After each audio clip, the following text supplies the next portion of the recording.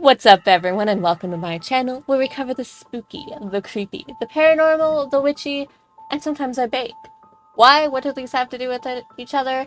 So glad you asked. Absolutely nothing. But on this channel we have no rules and I do what I want. And today we're talking about the infamous RMS Queen Mary, reportedly the most haunted ship on American shores, possibly even the world, and the events that led to this notoriety. But before we do that, if you like this channel, leave a like, subscribe. If you dislike it, but leave a comment either way, because I love to hear what you have to say. And if you like some wild, wacky gameplay that makes absolutely no sense, check out my other channel, which will be linked in the description below.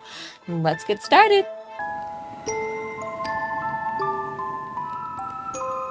So the RMS Queen Mary, a ship that everyone's heard of, but probably not for the originally intended reason. Reportedly, she's one of the most haunted ships moored in America, but she was actually built to be a luxury cruise liner, which kind of breaks the trend from the usual haunted warships, pirate ships, that kind of stuff. She was in commission between 1936 and 1967, but her construction actually started in 1930. So the Queen Mary was actually designed to compete with the French line, which is the company that produced the Normandy, which was a fast, elegant luxury liner. So the Queen Mary was actually a rival to the Normandy, but she was a little slower than the Normandy. However, she did outlast the Normandy by several years, seeing as the Normandy was sunk and Queen Mary still exists today.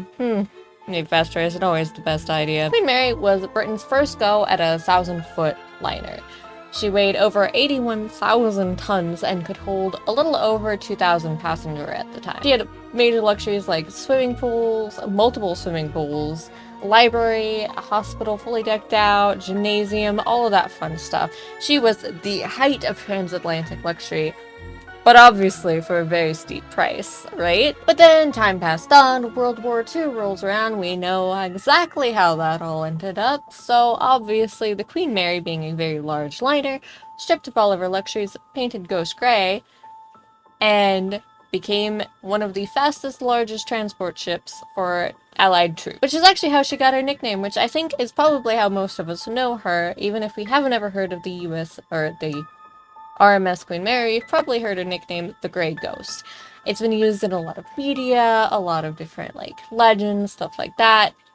Obviously, I've heard Grey Ghost referencing, like, pirate ships in media and, like, shows and stuff, but that's where it started, was the Queen Mary. So she served through the entire war before retiring in 1947 to return to her origins of a luxury liner, where she was refitted with all of her original luxuries, repainted again, all that fun stuff. Now eventually Queen Mary was retired and sold and then moored in Long Beach, California in 1967, where she's actually still a tourist attraction and hotel if you want to check that out. No, this video is not sponsored by her, I am not that big. So get to the paranormal part, right? Who haunts this ship, right? We know there are ghosts. We've had a lot of reports over the years. But who haunts it? According to some people, over 100 ghosts actually linger within the halls of the RMS Queen Mary. So who are these 100 ghosts? Why are they here? Queen Mary was a transport ship. She didn't really have any combat. What happened to get to this point, right? Well, honestly, we really don't know, but we do know that at least 49 people died on the Queen Mary herself.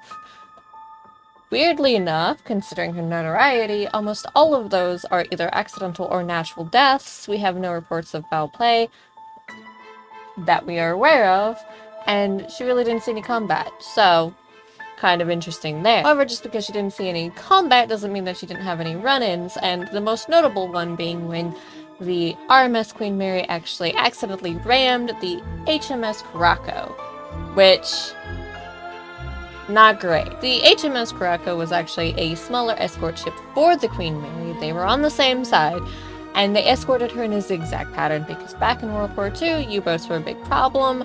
They established a lot of protocols to try and avoid them and trip them up.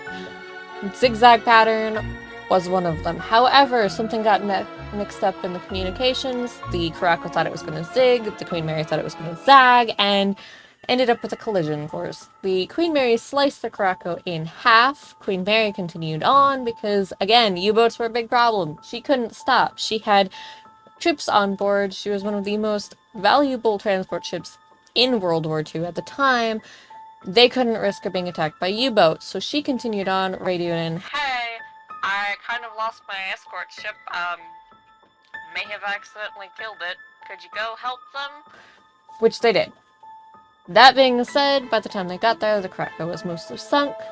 337 people died, there was 101 survivors, and the Krakow was lost at sea. So there's some debate. Is some of the ghosts on the Queen Mary actually from the Krakow crew, lingering on the ship that murdered them, killed them? Or maybe it's just the 49 people that died on the Queen Mary. Maybe it's something completely different. Maybe the guests of her luxury liner days are coming back to have a fun time again. We don't know. If it was that easy to ask ghosts, hey, who are you? We'd have a lot more answers in life, but we don't. However, we do have the reports of paranormal activity, which spans several years. Don't quote me on this, but I'm pretty sure a couple decades at this point. Ever since she was moored is when we started hearing reports. However, we're talking cold spots, electrical interference, disembodied voices, full-bodied apparitions, ghost orbs, all sorts of things. Everything in the Book of Paranormal you find on the on the RMS Queen Mary. Some of the most haunted sections actually include the boiler room, which the remains of John Henry was found, which was labeled an accident. There is some debate on whether or not that was foul play. Again, like I said, we have no records of foul play, but there's a lot of murders that go unquestioned, so who knows? Another one of the most haunted places is one of the swimming pools, where a disembodied little girl's voice is often heard. And most people actually consider that to be the voice of Jackie, which was a little girl who drowned in the pools then, back when it was a luxury liner. So at the end of the day, we really don't know who haunts the Queen Mary. There's been a lot of investigation teams, a lot of research, there's been psychics, all sorts of things, and people are still experiencing paranormal activity to this day. We do know she's got a long history.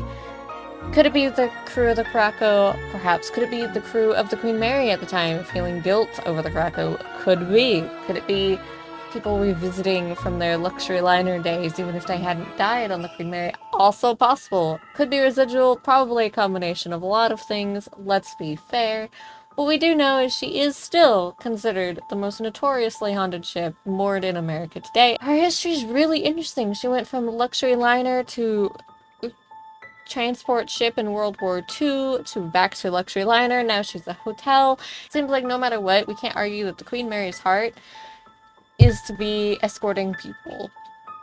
She's been filled with people her entire life. Even to this day, she's retired, but people still visit her, still stay there.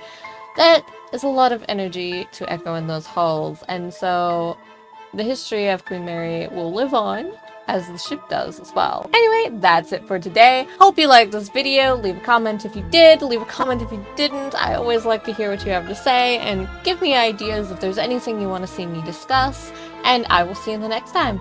Bye!